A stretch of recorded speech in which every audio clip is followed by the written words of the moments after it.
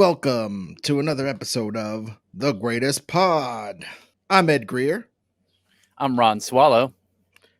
and yeah, we're about to talk some X-Men, the animated series, as you already know from the title of this. Yeah, and we are pretty excited too because we got a really cool guest. We got Danielle Radford. She is like super talented, funny, like a fantastic writer. I mean, she's good at so many things. It's almost irritating.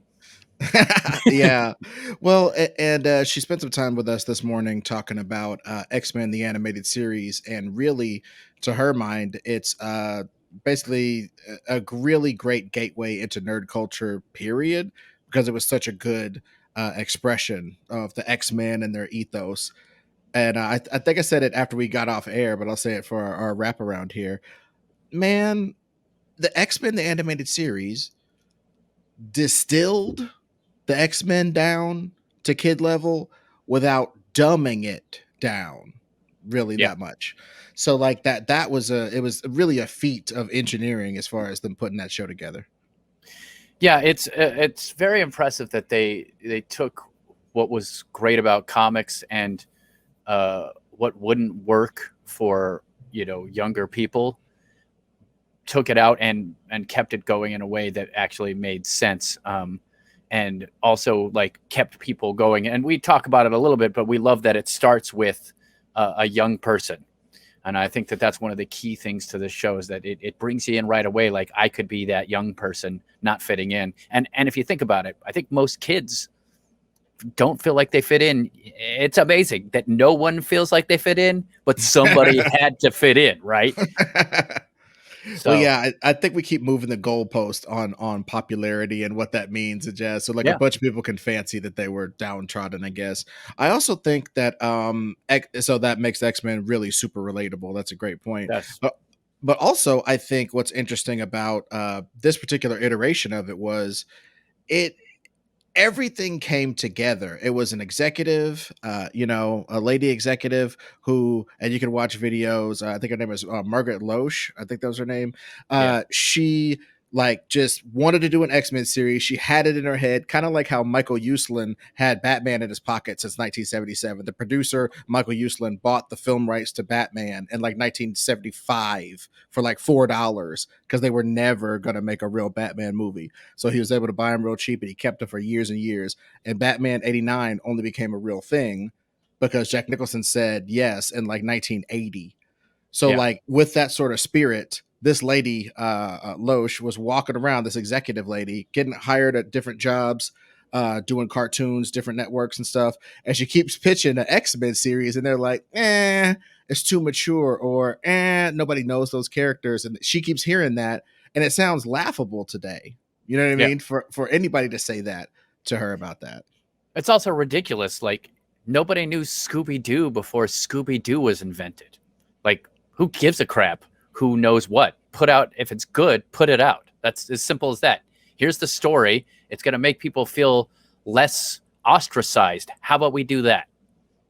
No. How many toys can we make and how many Oh yeah, guns yeah. can Forgot about be that. sold? Yeah, you know what I mean. So the And the bottom answer line, was a ton.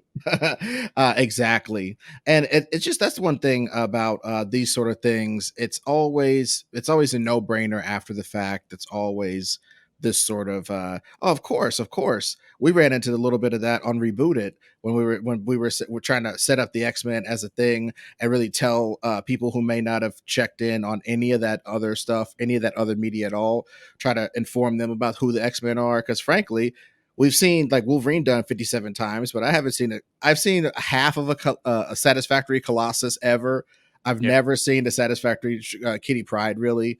There's so many main characters. We've never seen a proper Storm ever on the big screen. So it's like there's so much of it that's been left undone, but people can be tired of it even though it hasn't been done correctly.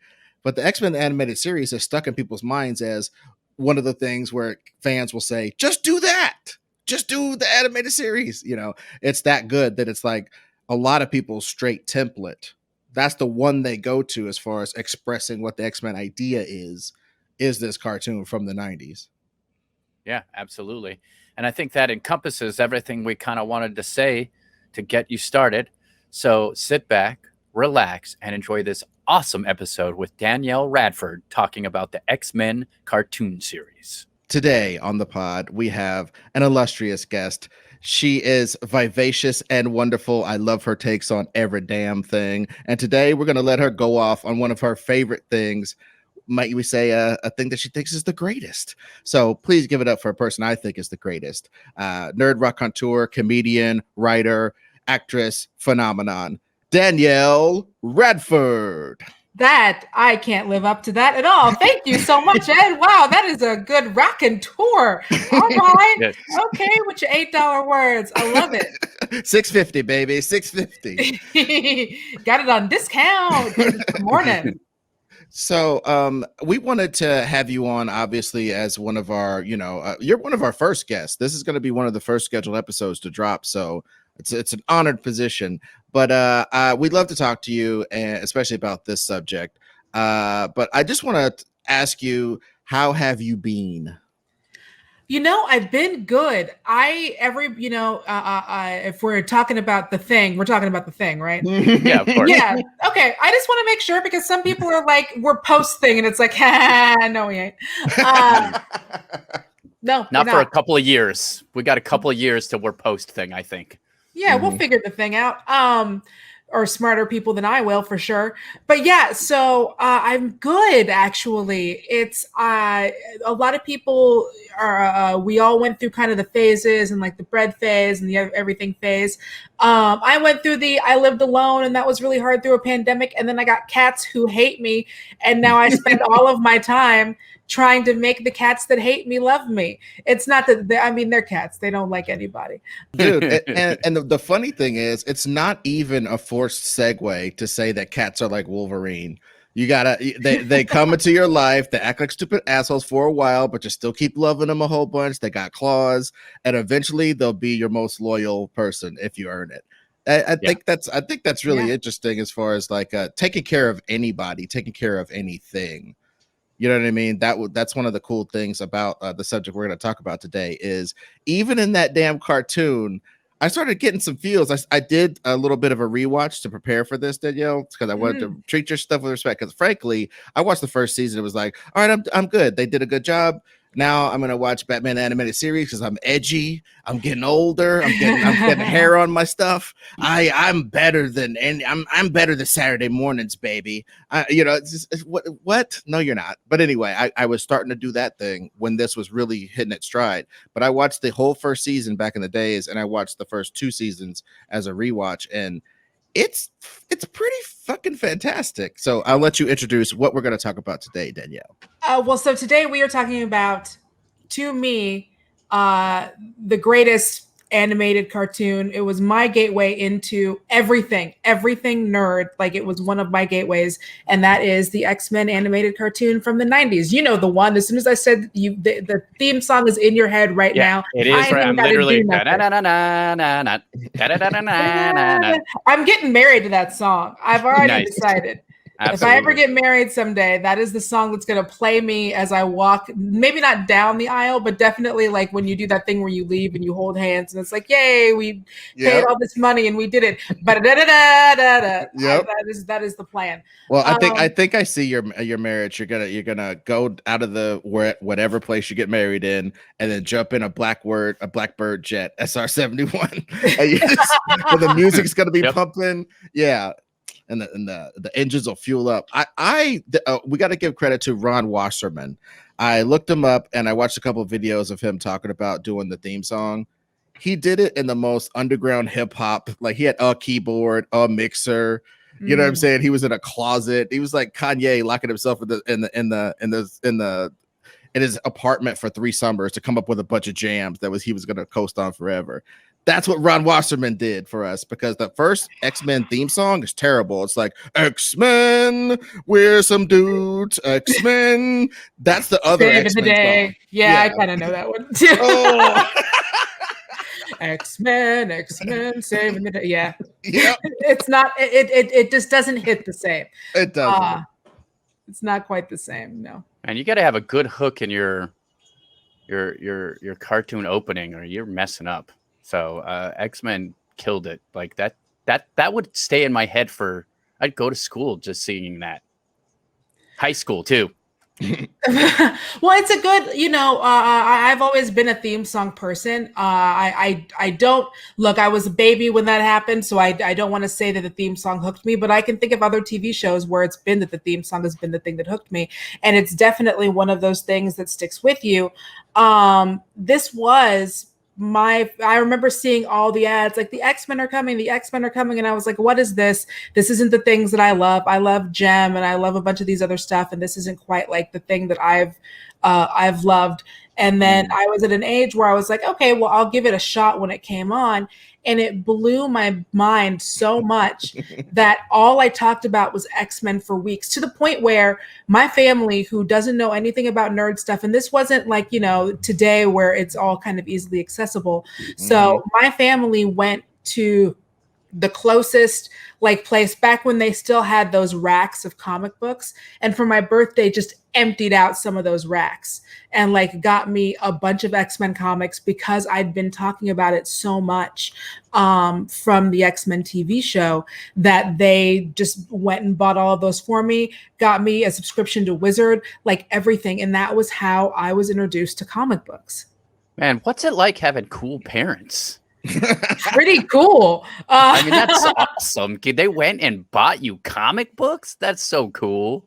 And I hadn't been reading them. I'd read Archie and all that stuff. I was into those kind of comics, but I hadn't been into the comics yet. And they were like, well, they must have asked somebody who said, here, just buy a bunch of these, and handed them a stack. And then that was what I got for my birthday that year. And it changed. I'm not even exaggerating when I say this. I tear up when I say it. It changed the course of my life for friggin' ever. I would not be here if it wasn't for that decision, and if it wasn't for me seeing that show. And oh no, there it goes. And for my folks being cool enough to be like, oh, these are based on a comic, let's get these for you.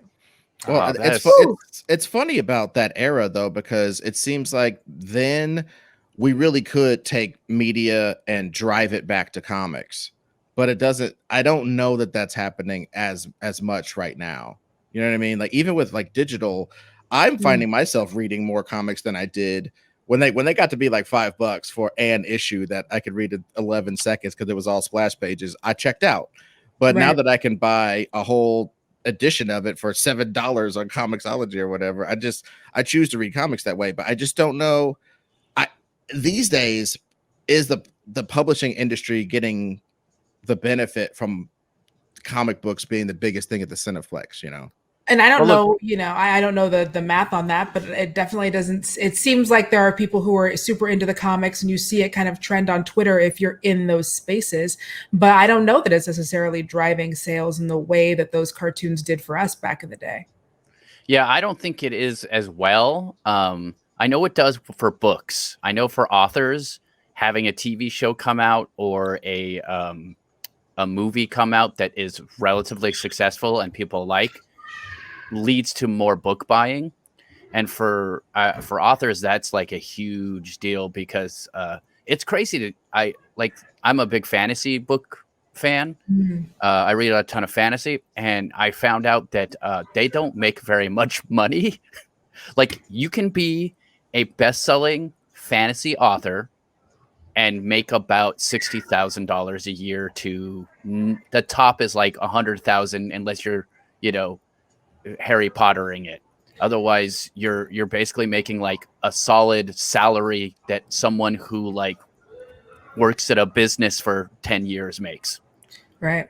So that's kind of crazy to think about. So any of those extra things that are getting extra sales is a big deal. So I would say any X-Men comics that are sold right now that are extra than they were before is probably a big deal. I just don't know how many it's driving anymore.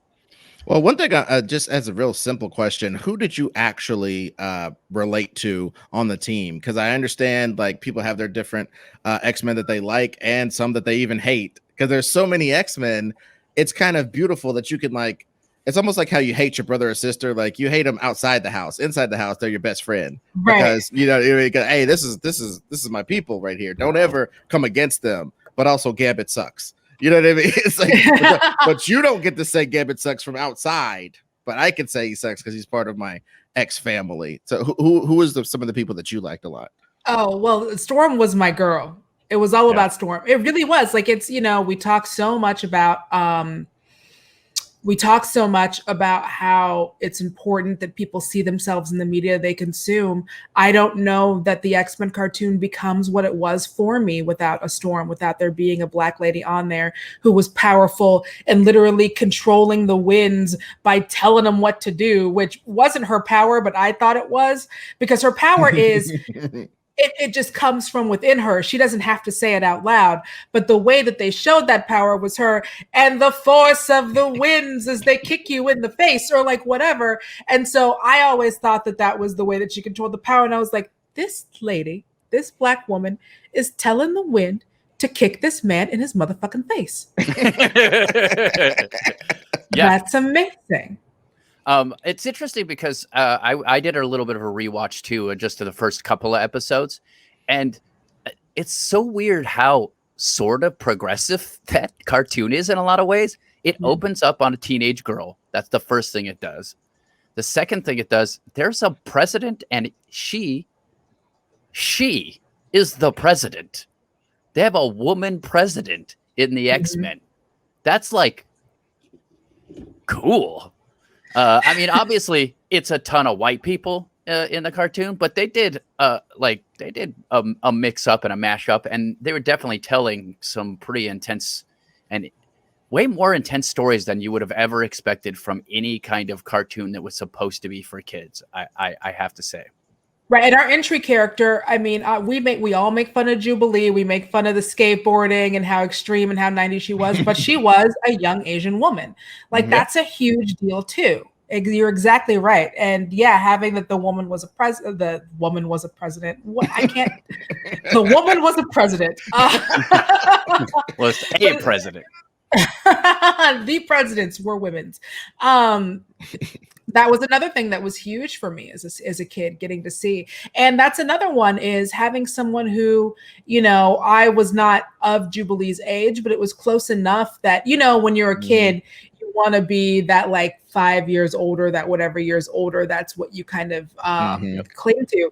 And so seeing this cool kid on the rollerblades and sometimes on the skateboards, we go back now and it doesn't work, but it was very much of the zeitgeist then, and it worked if you were me. Like, if you were me, that was the version of extreme that worked on you. Well, no, I personally, looking at the pilot, which I literally watched again last night, it's Terminator 2. Her parents inadvertently rat her out to killer machines. The killer machine comes to her house, but she overhears the parents saying, I don't know, maybe we made the wrong move, telling the government about her. Well, blah, blah. And she gets disheartened and leaves to go to the arcade, the most 90s thing ever. She goes to the arcade. She's playing on the arcade, blows the machine up with her powers. Some guy goes, "You dirty mutant," kicks her out of the arcade. She's walking out of the arcade into the mall. And the killer robot busts through the wall of the mall and starts trying to attack her. But Storm and Rogue are there, baby. You should be mine. Exactly. Sorry, also one of my favorite movies. We're starting to see a trend here.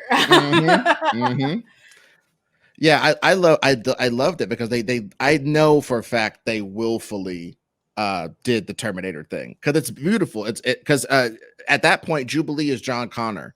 She just had this destiny foisted upon her. This sort of like she's on people's radar that want to kill her like that. Yesterday, she was a regular kid doing jukes, flipping on her skateboard, getting chased by mall cops occasionally. And now giant robots, and people are defending her from giant robots. And I just love how even her, when she sees the other mutants, she's like, "Ugh, get away from me, you freaks." And it's like, all right, Sparkle Pants, stop calling people names.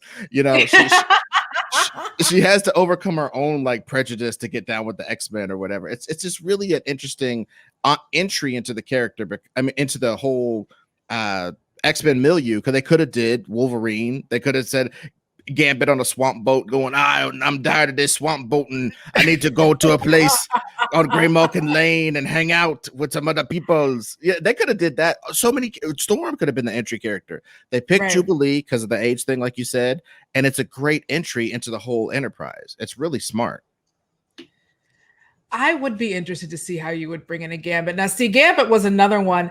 I'm just going to go through about how much I love all of these characters because Gambit's one, when you get older, he becomes a little bit like, like it feels easy. It feels easy to make fun of because it is. And he's a little bit like, Gambit, no one's asking you. Bad touch, Gambit, bad touch. Who told you? Pepe Le Gambit. Yeah, Pepe Le Gambit for sure. Pepe Le Pew Pew.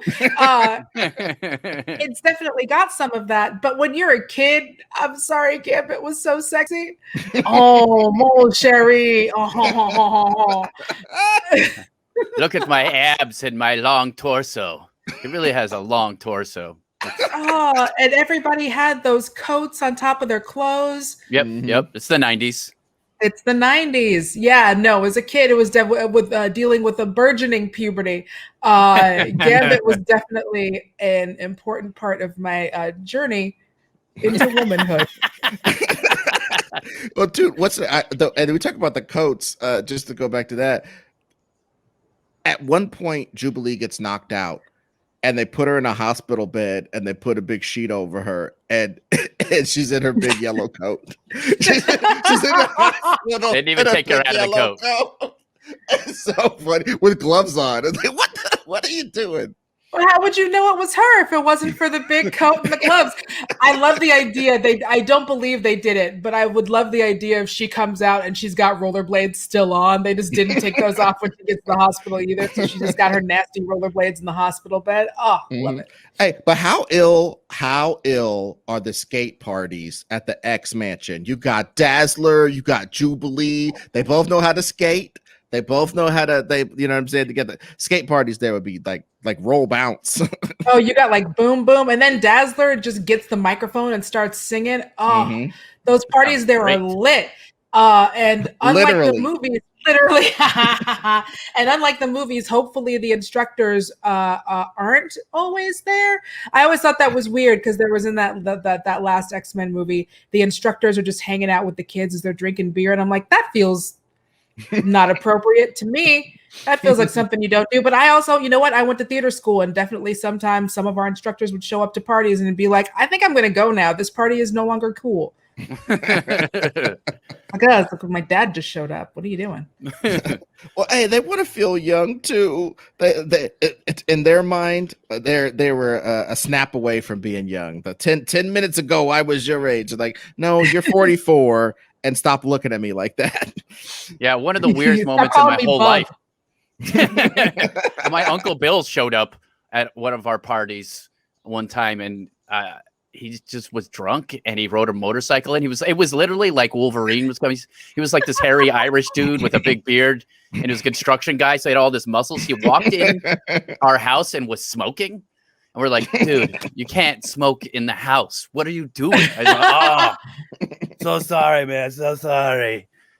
Oh, I love what he thinks is cool. He's like, I'm just going to walk in the house smoking and like posing on the side of the thing. Yeah, it like, was hilarious. No, the kids are like, oh, okay. It was cool when he was your guys' age, and that's people get stuck at that. You know what I mean? That's kind of funny. Wolverine being stuck as a sort of that's another thing though. They're not really that teen. I looked at the team. No. Rogue is like in her 20s. Storm is probably in her 30s, the way that they portray her, or maybe late 20s.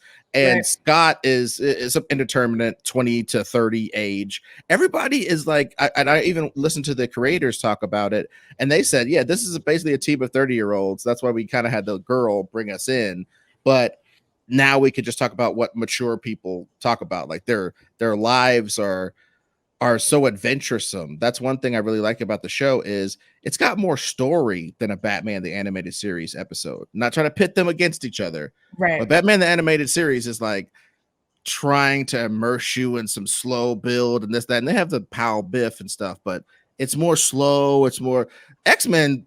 Every episode is like 2 episodes worth of story. Like, damn, all that happened. I mean, her parents. Oh, go ahead. Her parents had a an arc. Like her parents had an arc. Like they kind of started off maybe being bad parents, maybe not. They were scared for their kid, but they also thought they were doing the right thing. But then the mom was like, I don't think it was a smart idea. You know what I mean? Like, and then at the end of it, they're totally supportive of her being who she is. That's cool. Like, well, that's always the thing about X-Men is that like they get into the personal, you know, and I think that that's how you put in so much of that story is like they really get into, you know, Scott, Jean, Wolverine, and like their kind of love triangle, and everyone has like these different moments where it isn't just them fighting crime, it's also about how they work and how they're a family. It really was a soap opera, and I think that's another thing like that appealed to wider audiences, is that it really did feel like, along with getting these big and these season-wide arcs too, not just like these one-offs, like everything kind of built, or a lot of often, it would be building to something larger, like with the Morph story and Mr. Sinister and other stories like that. That draws people in. It definitely, for me, that was one of my first probably really big entries into that kind of television storytelling, which is probably my favorite now, is like that monster of the week, but then also the big bad of the season, you know? Yeah. That is literally my favorite TV. That's the only TV I watch. I'm trying to branch out, but I'm not good at it. It's that good genre stuff. It's so good. Yeah, I found myself watching, I watched all of the Star Treks, and then I took a break. And then I started watching Voyager again. I was like, dude, what are you doing? You're broken. You are broken. You need this. You need this. Let's go into the nebula. And then you need it to be resolved at the end. But also the Borg and species 8427, whatever, are out there. You know what I mean? It's like season arcs, but episodic storytelling is it's my super jam. I just wanted to highlight one thing about how much story is in these episodes. The one where Wolverine goes to Canada and starts messing with the natives and out fishing them and stuff, which these days you see the white man come and pop his claws and just get everybody's attention. But then one of the native guys, Inuit tribesmen or whatever, goes, hey, I hate Wolverine. He's stealing all my shine. This sucks. In that same episode, Storm, I think Gambit and Jubilee go to Genosha and get enslaved. Those two storylines are happening in the exact same episode. That's how much story is in these things. You know what I'm saying? Batman got to find the Riddler for 20 minutes. And these fools are doing multiple layers and just doing all this stuff because they have so many characters, you know? I mean, if you just look at the summary, Batman's summary is Batman fights crime in Gotham and tries to make it a better place. The X-Men story is a government is trying to kill them and doing it secretly behind people's back, but sort of not secretly, sort of like with a little bit of unspoken permission to go ahead and kill this nemesis that they see, even though they're just people who were born the way they were. Like, that's a plot. Like, it's not just the plot. That's like the overarching theme of the series. Like, they keep coming back to it. That's wild. Yeah. Go ahead. No, I was just gonna say that was the thing we ran into when we were doing our rebooted episode about the X-Men. So many people think the main thing of the X-Men is, hey, we're chilling out in the house and a little old man with a blanket on his lap tells us what to do and makes us jump through hoops to show our powers, and we're peaceful. The government's trying to kill you. You can have two reactions. One, kill the government back. Two, be like, I don't want to kill you back, but let me show you my powers and my value so I don't have to kill you. That's the most peaceful way I can, talk about the schism between, Magneto and Xavier. Because Xavier is doing a show of force. He's got handsome, powerful people right next to him. And he's like, hey, guys, we want to help you. We want to help you rescue shuttles in orbit and stuff and cure droughts with the homegirl Storm and stuff. We could do that. We're not going to go the bad route. Please let us not go the bad route. You know what I mean? Yeah. Respect immunity politics for sure. But like you said, like, that's very smart. It is a show of force. It is being like, look, like, we are trying to show that we can live among you guys. Please don't make us break bad. That would really suck for you. Because again, I don't know if you noticed, we got this black chick over here who tells the wind to kick motherfuckers in the face. And I don't know if you've realized that yet, Jack. Sorry to steal from Ed Graham. Dude, reasoning with lightning. It is funny that you got as a tank. Kid, we've got a tornado that can just throw a tank into the sun. Dude, and so I just think that all that is very interesting. But like you were going, Danielle, about the different characters that you like. So we talked about Storm a little bit. What are some of the other ones that you liked and how they were represented in the show? Well, Rogue I like because I like the angst of Rogue. Yeah. The I want to touch you, Remy, but I can't touch you. And like that's not me obviously making fun of Southern people. That's how her accent is represented in most of the things that they have her in, with that kind of really like almost Looney Tunes-esque accent. But I love like that. Again, another thing that really appeals to a young person, especially a young lady like myself. We love that angst. We love that, like, I want to be with you and I want to be, we're obviously in love and we're obviously like, want to be together, but we can't because I've got this thing that literally keeps us apart, literally keeps us from being able to touch each other. And that's powerful storytelling right there, Mm-hmm. Especially for young girls, where the thing that's keeping people from touching each other is the fact that they're a young girl. Yes. It's like, hey, nobody just, but it doesn't stop the feelings. That's the complex thing about adolescence. It doesn't stop the feelings, even though a bunch of stuff is mad inappropriate, Right. And it's easy with Rogue because Rogue, I think, they never really say how old Rogue is supposed to be, but I think Rogue is probably about to be supposed to be about 25. Remy could be any age. Remy, again, could be your old uncle that's like 45 and too old hanging out at the wedding. But I'm guessing he's probably supposed to be around 30. And then just watching him kind of be like, I don't care, I like you anyway, but doing it in his Remy way, which is, can be kind of inappropriate, where it's like, well, let's just give it a shot and see what happens. I got powers, you got powers, pew, pew, pew. Let's see how we go. But yeah, so that for me is another one that, because of that trope, I'm a girl that loves tropes. I think that they make for easy storytelling language.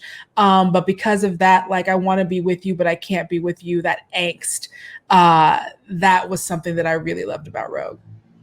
All right, cool. Yeah.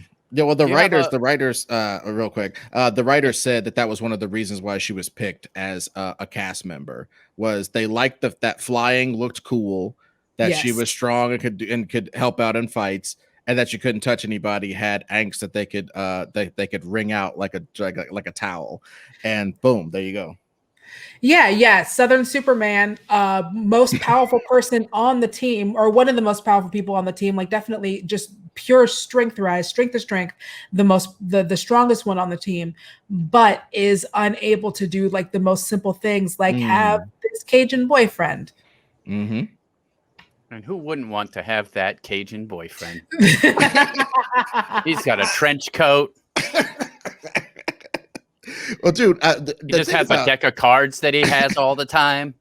Dude, you know what? They did that thing, Ron, where they did when the Sentinel comes and it's chasing Jubilee in the pilot. Gambit, you saw Gambit whipped out the card. The coolest thing Gambit ever did, I've said this before, I say it again, was when he, I guess Gladiator at the time in the comics was coming at him, who's like a Superman analog. So a Superman guy is coming at Gambit. So you can see how he's overmatched, but he whips out a whole pack of cards and just all the cards into Gladiator's stomach and messes him up. It's like the coolest thing Gambit ever did, ever.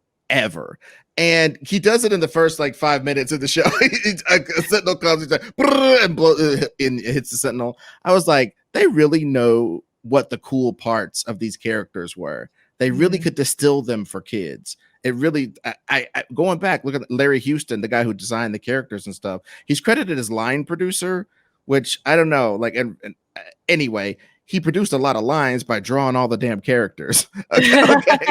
and he's a black dude, so it just blew. I was like years old, meaning like 2 or 3 years ago, when I found out Larry Houston, a black dude, had designed that show visually and the way that Bruce Timm had designed Batman, and gets all this credit. And like Larry Houston's just sitting over there like, hey man, know about me too. So big shouts out to Larry Houston, the character designer, because he really got he personally and another guy did the opening that has caught us in Oh. 2 days. In 2 days, he did that opening. Him and some assistants did that opening, and it was more or less the finished product. You know what I mean? Like, just masterful stuff, showing each and every character's powers in their logo, and in 2 seconds of them doing a flip on screen or slicing something on screen or whatever. Even Wolverine's tortured psyche is in his little placard that comes up. He's like naked as a caveman, and then his suit comes on him, and he's like, I'm in the wilderness, but I'm also of the city. Look at my claws. All this type of shit happens. My claws. In like 2 seconds, each of these characters is introduced. Homegirl talking to the winds and doing like this, and lightning shooting out. It's fucking beautiful, man. It's really smart and economical storytelling. And it was colorful. One of the things that Batman the Animated Series, sure, it had some neon here and there, but for the most part, they just had to put things in shadow all the time, so they could work with a lot of stuff, and that was creative and fun too. I'm not saying anything negative about the Batman Animated Series, because that would be bananas. Amazing. Yeah, but I do love how colorful the X-Men was. That's one of the things that struck me when I was watching it. It was like, I mean, you got a purple robot, and you got like everybody's uniforms are bright. It was just such a different style of animation and of storytelling from any cartoon that I had ever seen up until that point. Like, for real. I keep looking over because I'm going to bring it in. I have a book that is about the art and the making of the animated series that I'm just staring at. I'm just going to go and grab it really quick. Just so I have like the cover reference here, because even like with how colorful all of their costumes are, they still have those things that bind them. They still have those blues, those yellows. They still have those X's all over. So they manage to not just have it so that they are set apart from each other, but they are also bound as a team, Mm-hmm. Yeah, absolutely. The podcast check it out. Can't see this, but I just gotta. Yeah, but this will be on YouTube. So that's super safe. That's amazing. Oh, beautiful. I did not know that. I'm glad I wore makeup. That's super nice. That is amazing. I love anything about like the design of shows. Like there's books about obviously the design of Batman the Animated Series, and to see one about the X-Men is super sick. And let's talk about Days of Future Past real quick, because yes, please. Jubilee dying in 2010 and Storm dying in 2021 really freaked me out when I watched that shit. I watched it just recently and it freaked me the fuck out. I was like, damn, Jubilee got took out, and then Storm died in the year of our Lord. Oh no. Oh no. Well, it's also crazy to think about, like, they just killed people in that thing. Well, they killed Like, Morph, people died. and then they brought him back. Well, but the X-Men are good for having one early death so that nobody else has to ever die except for bad guys, honestly. Like die like forever, Yeah. Yeah, Days of Future Past, technically they just showed that they do die at this time, and it's sad because they were not old.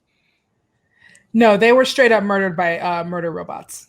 The purple murder robots came and stomped on all their faces. Oh man, it's so interesting that nobody ever thought robots would be good for, like, I don't know, picking up trash.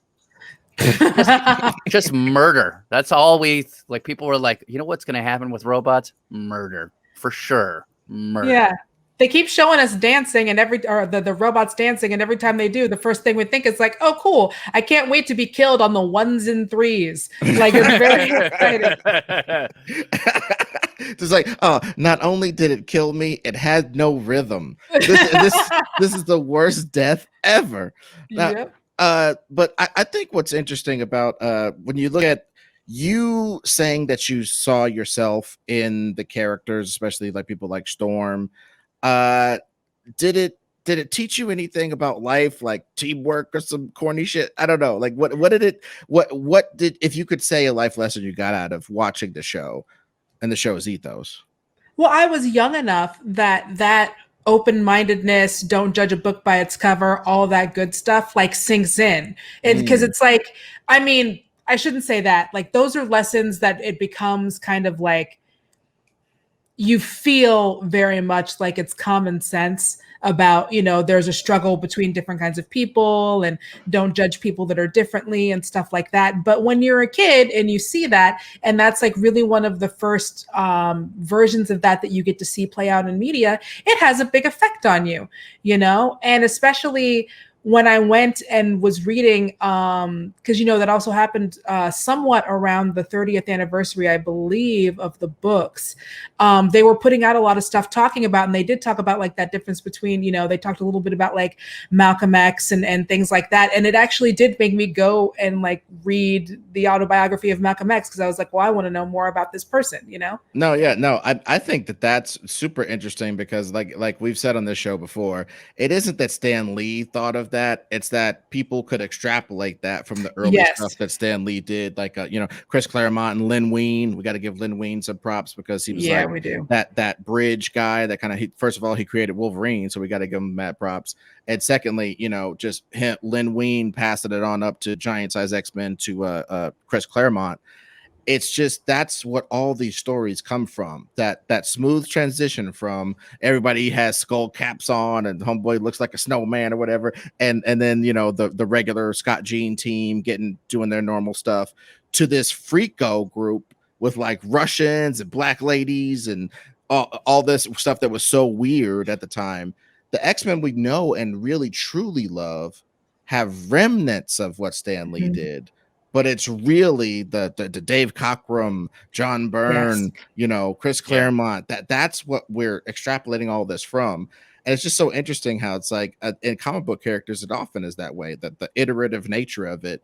These new people come in, like Winter Soldier got invented in the 2000s. You know what I mean? So wild to think of, because it's such an integral part of same for like the Red Hood, Yeah. Yep. Yeah, it's pretty amazing. But I think I would argue also that Stan really had those beliefs, and maybe it just came out in his writing, like in the idea of the stuff he wrote. He always liked equality. He always talked about it, he eventually talked about it. There's that huge quote from him just basically saying, yes, racism is the most evil thing that we have in our country right now. It's the thing that has to be stopped. We have to love each other. We can disagree on ideas and still care about one another, that basic thing. And I think that came out in a lot of his writing, and let people like Chris Claremont and Byrne and all these fantastic writers and creators make something that was like the X-Men of the 90s, then eventually turned into the obvious stuff like that they're doing now, which is like an interesting take on it as well. Like, the whole House of X and the way they're basically like, hey, we can cure cancer. Do you want cancer cured? Oh, well, stop trying to kill us. Right. Yeah, for sure. I also though wonder how they're going to tear that apart, because that is quo can't stand. You know what I mean? It's just like when they make Peter Parker rich, that doesn't work. When Peter Parker's rich, you automatically check out. You already kind of check out as he gets to be a grown up. A lot of these 40-year-old guys want homeboy to be 15 forever. You know what I mean? But he has grown, he has changed as a character. But every time he gets rich or has a bunch of run of good fortune, the fans just like, I don't really like that. And I think with the X-Men stuff, it's hot for a minute, but they're gonna at some point come back to them being oppressed somehow. And how do you become oppressed when you were literally selling cancer drugs like you're Martin Shkreli? You're making $5,000 a pill. You know what I'm saying? How do you get oppressed after that? Well, they're trying. I mean, arguably, it's basically like they're using that to not be oppressed, aren't they? I mean, because though they're going to go back to that eventually. These dudes are the king of the world. They can't be the king of the world forever and then be oppressed as well. By definition of the you can't, and the story can't be quite as cool. I mean, I don't know. I know we're getting in the weeds here, but like I do think that's kind of where things can progress or shouldn't progress. And I would argue, like, I remember, a big thing that they're always saying is don't hurt anybody, don't hurt any regular people if you can. Like, Right. do your best to not really injure these. We're part of we're part of them. They're part of us. We got to work together to make a better, brighter future. Like, I would love to see stuff like that happen. I mean, Well, it's funny, and the thing they even say it, the Sentinels say it. One of the Sentinels goes, "I was built by humans to kill mutants, but mutants are humans, so that is a contradiction." And his programming broke, so he just started killing everybody to just cover the bases. I it's mean, like, I know that's I must kill. Killing is awesome. I'll start with you.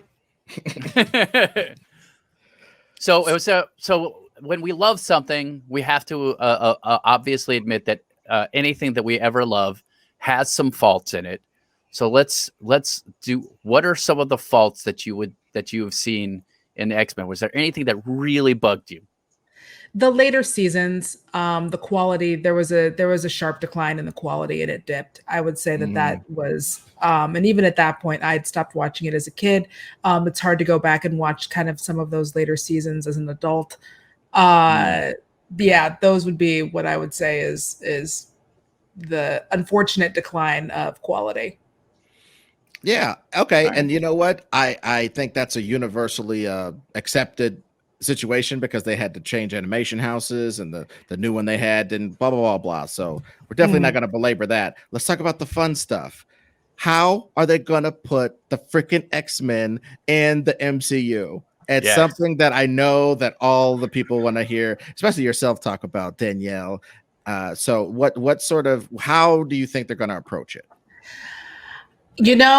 I really think, and I thought, and we'll see what happens. If they keep doing this WandaVision stuff, I always thought that would be a way to bring that in, because we're going to be talking about like the multiverse and all that stuff. And so I always thought, well, you could do like a House of M thing, like maybe there was a reverse, and like with whatever she does, it brings mutants to life. And now I'm wondering, with all of this energy and with the blip and with all of this multiverse energy that's happening, if that is where you start seeing mutants start cropping up. Because I always thought, well, and because an interesting thing that I thought could be cool is that they'd always just kind of been around, like that idea, and the idea that Professor Xavier is like hiding them, because that's what he's always been known to do. He'll just straight up tell you, like, these are not the mutants that you're looking for. Like, that's kind of his deal. He was always hiding that the mutants were around. But now I'm wondering if they're going to use this blip energy to say, like, well, you don't just get half of the universe back without there being some repercussions. And maybe some of the repercussions is that people came back different. Or if you're on the other side of it, people came back wrong. Absolutely. I'm pretty sure that's what they're going to do. I mean, it's the only thing that makes sense. They also said there's so many different rays. I'm talking into a cat's butt right now. I just want you all to know that. Come on, Ash. Oh, that baby. But I think the blip, I was wondering if they were going to use ego a little bit. Because remember when he, starts powering up and that big old thing covers people? I wondered if that was going to affect it when it starts to withdraw, like if people were going to get powers from that. But I don't know. We'll see. I think the blip makes the most sense. Yeah, I don't know. I bet you they do some kind of combination of collapsed multiverse dealy or something, like to kind of like get Deadpool into the Marvel universe proper, or something, just sort of like when you have two cells or two documents and you merge them or whatever. I think they're going to try to do maybe some jazz like that. I definitely don't hope that they come directly from magic, because that's just, you all know me. I'm the magic hater around these parts. You see some magic, I'll catch it for 5, but I'll kill it and bring it to its head for 10. Well, look, we've talked about this a little bit before, but like, magic's great when it's earned magic, when it's got consequences, right. when there's some storytelling involved and you do it right, magic can be awesome. But when it's a cure-all or a story trope of laziness where you're like, well, we can't figure out a great way to do this, so magic, then it's late. And I will agree with that. When you use magic as just a cure-all, it's boring. It's not a good way to tell a story. But Yeah, the blip Deus Ex makes sense. Machina is not cool. Yes.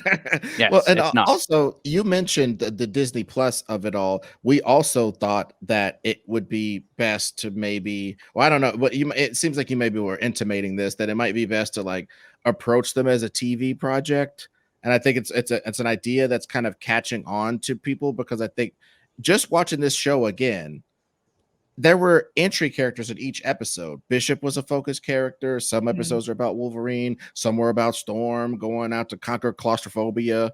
There's all types of different stories you can do in there, but there's so damn many characters. There were 9 main characters in the animated series. In any reasonable live action version, there should be roughly 15. There's different And you can't do that in a movie. There's a school. Get the fuck out of, if Martin Scorsese directed that shit, you couldn't put all those motherfuckers in a movie. You could not reasonably, not to have them all be real characters. There's going to be some that are just going to be ciphers in the background, like they always do. They always have the key guys, Hugh Jackman and some damn body, and then a bunch of extras, like the people who walk around the background of Star Trek and they're pushing buttons, but you never get to see their face. That's Iceman. That's Colossus back there fucking around, not being seen. And that's bullshit, man. You need to do it as a high-end fucking television show, establish all these goddamn characters, and then once you've had a few seasons of everybody's growing to love 15, 16, 20 different motherfuckers, then when they pop up in a movie like Endgame, nobody was confused when the portals opened and motherfuckers started flying in, talking about On Your Left. They had in jokes. They had comic callbacks from different things from different movies. The sisters doing it by themselves moment. Nobody was confused about any of those fucking characters, what they do, what their powers are. Why? Because we had years to build them up. And I just feel like if they just take X-Men and do a bloated ass 2 hour and 45-minute movie with another bald Englishman and another this and another that, just do it over again, but better, it's not going to be as good as we would want it to be as fans. Well, and if you take it and you do it slowly, that means, because, everyone's asking, well, what's going to be the next Thanos? What's going to be the next thing? And I think that in 15 years, if they're going the same route they're going now, I think you do that. That is when you can actually do justice to the Phoenix Saga. That is when you've actually earned it, when it's been that you've been, you can't do the Phoenix Saga. You can do it over the course of 3 movies. You can't do it introducing, like you said, 1 million characters plus an ethos, plus the idea that 10% of people on Earth suddenly have powers, plus all of the politics. You can't introduce all of that and then at the end have the Phoenix Saga. That has to be earned for real, for real. It helps that we're in space now. Yeah. Yes. That definitely helps. Yeah, definitely. We'll probably do some TR. Yeah, we're definitely. Oh man, that's my shit. I told you about dude, I probably shouldn't say this, but I always thought of this Colossus in space, and he just gets in one of the turbo bays, and it has the or rather torpedo bays, and they shoot him as a torpedo into another ship. Because they're like, their shit is fucked up, and they go, we got 1 torpedo bay, but no torpedoes. I will do it. And he jumps down there, and they shoot his ass into another ship, and he's fucking people up in the vacuum of space. Oh my god, it's a reverse fastball special. I was just about to say that. Yeah. Boom, we on it like that. But yeah, that's the one. Are there some things, as we round out the conversation, are there some things that you need to see live action? Because they've had a gang of X-Men movies. They still ain't did no fastball special. All those X-Men movies, they never did a fastball special ever. Didn't they do one? And this one is not my fandom, so I could be wrong, but I thought that they did one in the first third one. It's weird that we have to say it that way. Oh, the Brett Ratner joint. You know what? They may have done it, and I might have forgot it. That's my bad. My bad as a fan, because I don't like that movie. I think it's an achievement, as all movies are. But it's just not my cup of tea. That third one. That's the third X-Men movie, right? Yes. X-Men X3 or whatever. Yeah, that's terrible. That's terrible. I was trying to be so politic about it. That's terrible. There was just look.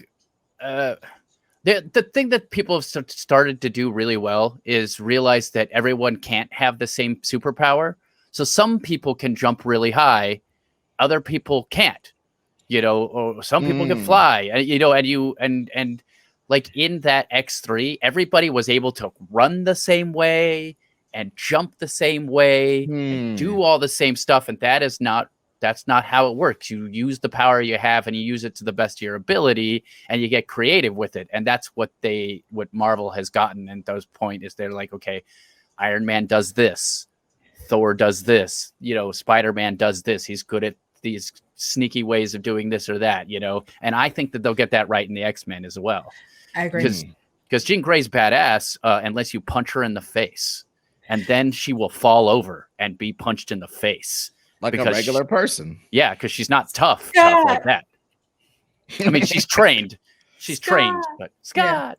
Yeah, well, Well, no, I mean that's a lot of the cartoon, but I feel like the only time it was in that last movie, the last version of the Dark Phoenix saga, in that first 10 minutes when they are doing the space rescue. That's when you really get to see all of those points that you just mentioned, Ron.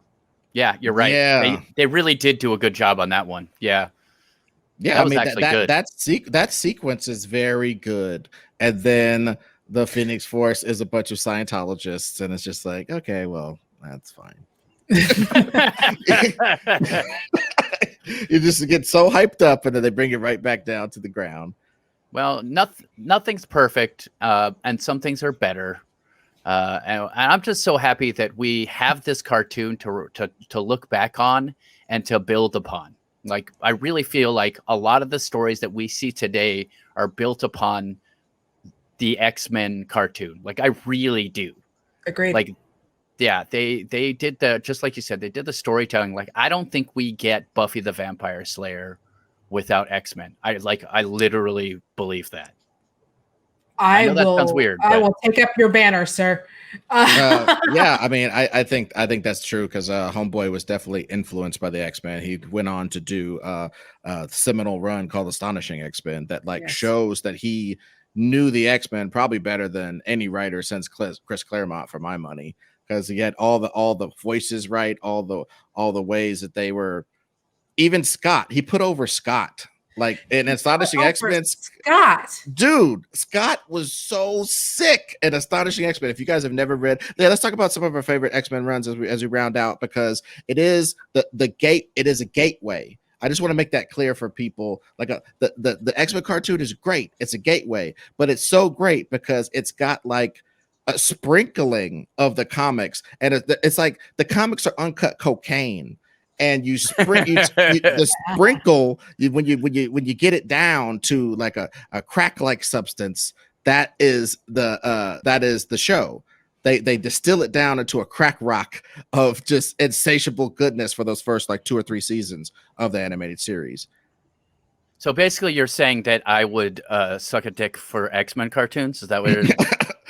You haven't? No, but but honestly, it's just one of those things where it's like just a little bit of what's in the comics distilled down, like vanilla extract, let's say, is enough to hook kids. And I would just want to give people some resources to like go read more about the stuff and see where some of these stories come from and blah blah. So I'll put forth Astonishing X-Men, and I'll put forth more or less anything with Wolverine in Japan. I hate to be that guy with the Asian girlfriend in the art school about it, you know what I mean? Like, it's always those guys who are just like, I love Wolverine in Japan, but it was new back then. And I just wish we could get in a time machine and see how interesting it was that not just him in Japan, him anywhere. Wolverine, when even in the cartoons, he's got a backstory. Sabretooth says, 10 years ago, I would have been able to sneak up on you. It's like 10 years? As a kid, I was like, 10 years ago. Damn, that's a lifetime. You know, these people have history, and the X-Men have history. So anything with Wolverine away from the team, I love those comics, and I love Astonishing X-Men. What are some of you guys' favorites? Astonishing is definitely would be right up there at my top. I mean, obviously, if you're able to go check out Giant Size, they've got some of those in those collections. It really is a good entryway into seeing and getting to know a lot of like the newer characters, which are like your Wolverines, your Storms, all of those. You get to know about Krakoa and all that good stuff. I really like, this is just me liking what I like. I liked that Scott Blaudel run. Go back and check out some of those 90s stuff. If you want something that begins and ends and you can just check it out and have fun with it, Generation X was a great fucking book. Yes. I loved that book. Go grab some of those. It is 90s, but it's not like you don't look back on it and cringe. Except obviously the name, like Generation X, haha, we get it. But yeah, good. It's great storytelling. It's really good writing. It looks amazing. So yeah, I would say go check that out. That's a really good entry point just to kind of the world. And a lot of the characters without getting really caught up in a lot of too much, because the X-Men can be so continuity heavy and so there's a lot to it. So I think that one is one that stands out by itself. Yeah, I would. I echo all of those. Obviously, I think you should check out the Phoenix Saga. I think that's it's a good run of comics. You should definitely read that, and then read some of the newer stuff that's coming out, the Powers of X and House of X. It's interesting to see where it started and where it's come to at this point. I think that's a good way to do it. Go ahead. And I have one more. If you can get it, I think it's just a graphic novel. If you can find God Loves, Man Kills. Oh, yes. Seminal. It's a seminal work. It's one of those graphic novels that came out and they were like $6. Like a print copy of a like 58-page comic book was like $6, and you were like, "Damn, $6! It better be good." I just pulled 80,000 weeds for this from my grandma's backyard. But yeah, it's worth the dandelions because it's a really good story. I think it's drawn by Brent Anderson, I think. And it just distills the whole concept of the X-Men down really well. And I'd also say Follow the Mutants, if you can get a trade with the Follow the Mutants in it. I think it's a good showing of it's the X-Men actually fighting a magical guy. Basically, in the end, it turns out to be sort of a magical guy that set this whole thing. It isn't Inferno. I understand Inferno has magical stuff too, but like it's to my mind the best way that I've ever seen the multiverse, the Siege Perilous magic shit, X-Men all as a big family, and X-Men like at their worst all fucked up. Like there's a scene in that one where Wolverine's laying down and all his homies are like, "Damn, Wolverine is really fucked up. He's been laying down for like 3 days." That's how bad we've been getting our ass kicked. And it's just like it's like zooming in on his face as he's like, "Yeah, I'm letting the team down. I'm all fucked up." It just shows you like the depths of the shit that the X-Men can get themselves into. Follow the Mutants is like, it really shows you that they get themselves in some damn jams. All right, man, we're cool. Well, that would be a good primer. Cool. That'd be a good primer for anybody, though. All those comics that we said. So, Danielle, we now give you a great. You've shown your beautiful abilities to elucidate these concepts over the last hour or so. So, I want to give people a chance to see you in other milieu, support your projects and all that kind of stuff. So, here you go, baby. Do your plugs.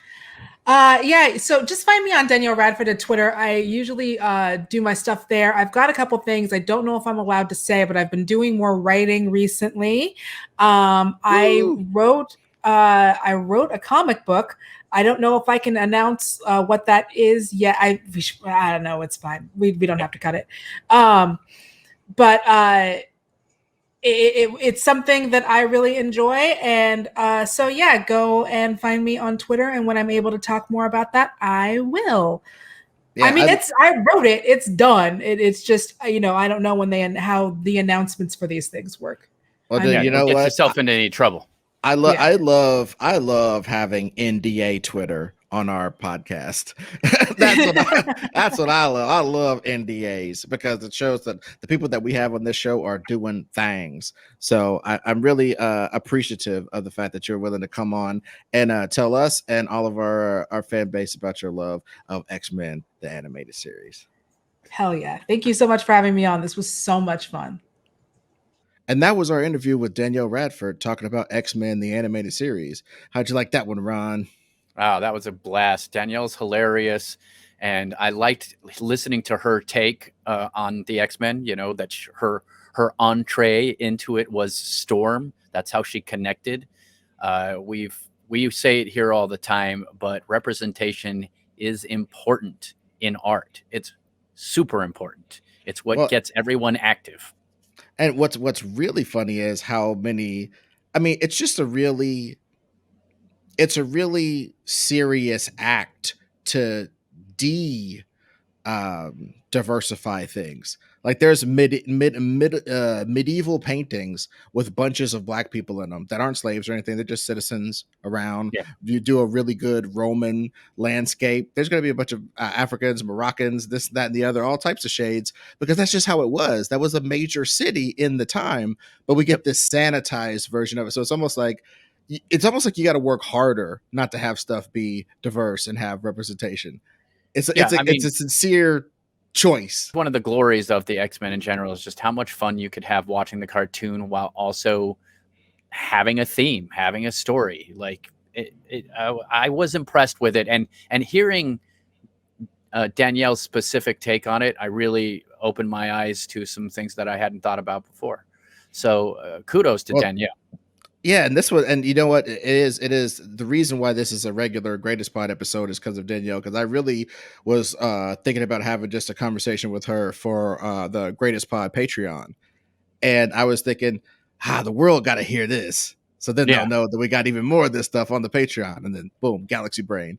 So yeah, I just knew I wanted the masses to hear Danielle's take on this, and she definitely has the greatest parents of all time from our conversation. Man. That was so cool. I'm so jealous. And yeah, guys, you can get on our Patreon real easy. Just you go to patreon.com/thegreatestpod. You can check out what we have there. We have extra pods and all that good stuff. Sign up for whatever tier you want. It's lots of fun.